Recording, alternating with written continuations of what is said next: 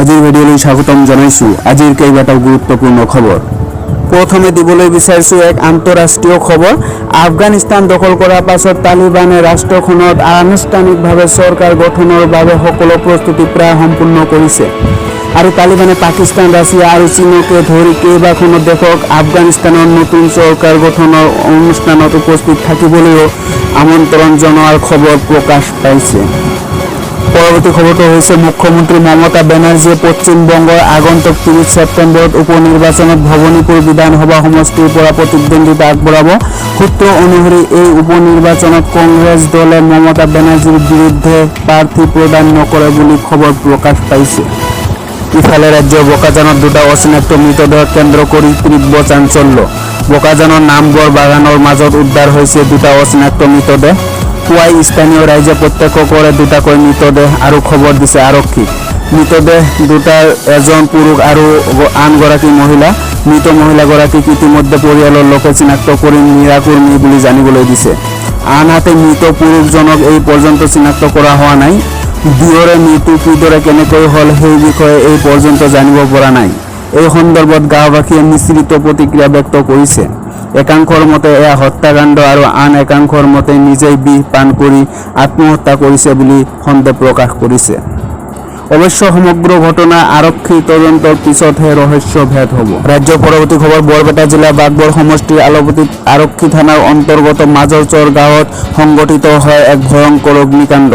গাঁওখনৰ আইনাল হকৰ পুত্ৰ আমিজুল হকৰ ঘৰত সংঘটিত ভয়ংকৰ অগ্নিকাণ্ডত তেওঁৰ থকা ঘৰটো সম্পূৰ্ণৰূপে ভস্মীভূত হোৱাৰ লগতে সমস্ত নথিপত্ৰও জাহ-যায়।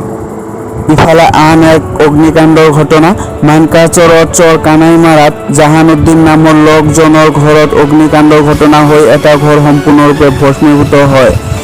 এটা গৰুৰ মৃত্যু হোৱাৰ লগতে আন দুটা গৰু ভস্মীভূত হৈ আহত হৈছে। প্ৰায় 4 লক্ষাধিক টকাৰ ক্ষতিগ্ৰস্ত। নিশা গৰুক ধোৱা দিয়াৰ পাছত এই অগ্নিকাণ্ডৰ ঘটনা সংঘটিত হয়। আন এটা খবৰ। গুৱাহাটী আৰু উত্তৰ গুৱাহাটীৰ মাজত ফেৰী সেৱা আৰম্ভ। পুৱা 6 বজাৰ পৰা নিশা 8 বজালৈ কোভিড বিধি অনুসৰি চলিব ফেৰী সেৱা। আন্তঃজিলা যাতায়াত বন্ধ থকাৰ বাবে 4 মাহ ধৰি বন্ধ আছিল এই সেৱা। কিন্তু এতিয়া 100% যাত্ৰী লৈ পূৰ্বৰ সূচীমতে চলিব নিয়মীয়া ফেৰী। ইফালে ওৰাংগৰ ধূপগুৰিত ভয়ংকৰ নাও দুৰ্ঘটনা। ভেকচিন গ্ৰহণ কৰি উভতি অহাৰ পথত এই দুৰ্ঘটনা সংঘটিত হয় আৰু ইয়াত সন্ধানহীন হয় 2 বছৰীয়া এটি শিশু। আন এক খবৰ। ৰাজ্যৰ কাগজ কলৰ কৰ্মচাৰীৰ কাষত অসম প্ৰদেশ কংগ্ৰেছ। কাৰ্বি চুক্তিক আদৰণি জনাই BTR-লৈ ঘোষণা কৰা আৰ্থিক পেকেজ ৰাজহুৱা কৰাৰ দাবী কংগ্ৰেছৰ।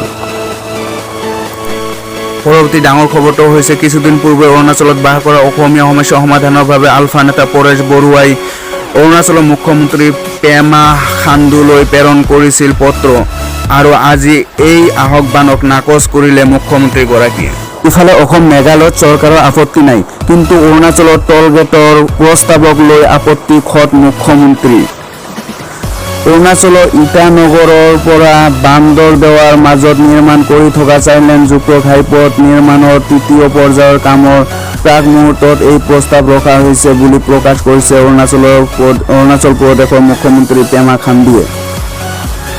অৱশ্য অসম আৰু মেঘালয়ত টল গেটক লৈ কোনো আপত্তি দৰ্শোৱা নাই দুয়োখন ৰাজ্যৰ মুখ্যমন্ত্ৰীগৰাকীয়ে, কিন্তু অৰুণাচল প্ৰদেশৰ খত মুখ্যমন্ত্ৰীগৰাকীয়ে ইয়াক লৈ আপত্তি প্ৰকাশ কৰিছে।